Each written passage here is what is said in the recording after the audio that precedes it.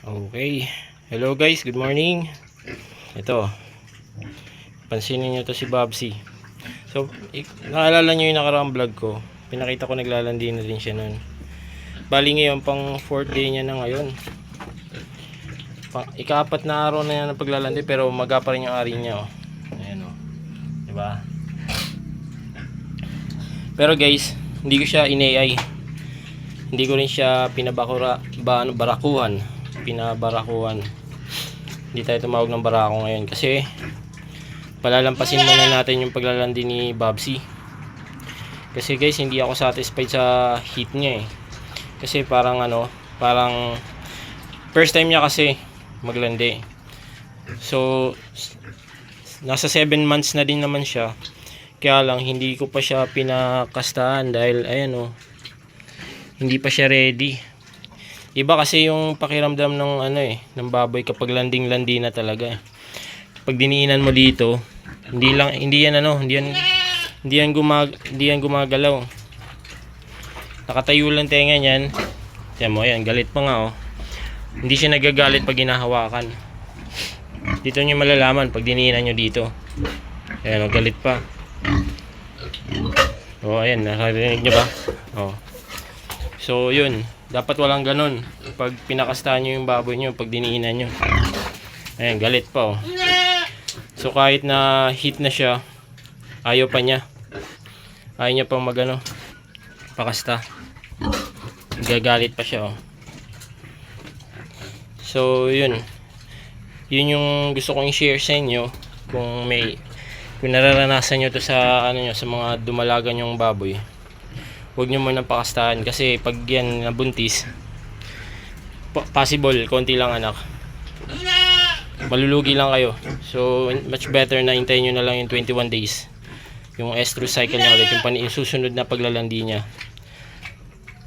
So sa susunod na paglalandi niya, test nyo ulit, ganito pa rin, didiinan nyo sa likod. So kailangan may sign, ganun, namumula yung ari. May likidong lumalabas na puti dyan sa ari niya. Tapos didiinan nyo dito. Kapag nakatayo na lang siya, tahimik siya, wala siyang gana kumain, tas maingay siya, pero pag diniinan mo, nilapitan mo, tumatahimik siya, yun yung eksaktong paglalandi ng isang dumalaga. Para time na papabarakuhan nyo na siya or i-AI nyo na siya, para sigurado na more than 10 ang biik niya pag siya nanganak.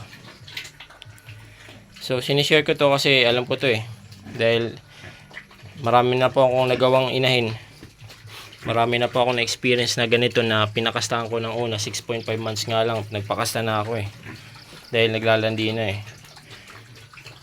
Pero hindi maganda yung resulta. Minsan may 7 lang. So kailangan kasi more than 10 to 12 piglets, yun ang the best na mababawi mo yung puhunan mo dito sa yung kikita ka talaga ng maayos. 10 to 12 piglets. Kasi magbabayad ka pa niyan sa sa barako eh. So yung kung 10 magiging 9 na lang.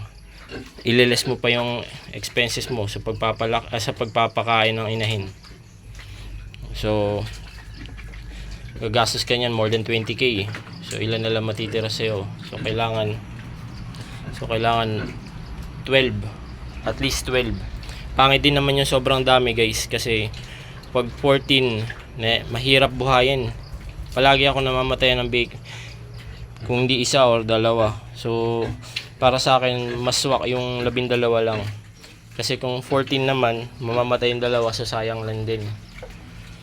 Nangihinayang ako kasi imbis na sana yung dalawa na yun mapupunta lang sa paglaki ng 12 piglets, so na-share pa sa dalawa, tapos mamamatay lang, so sayang. So yun lang guys, yun lang sa akin. Thank you.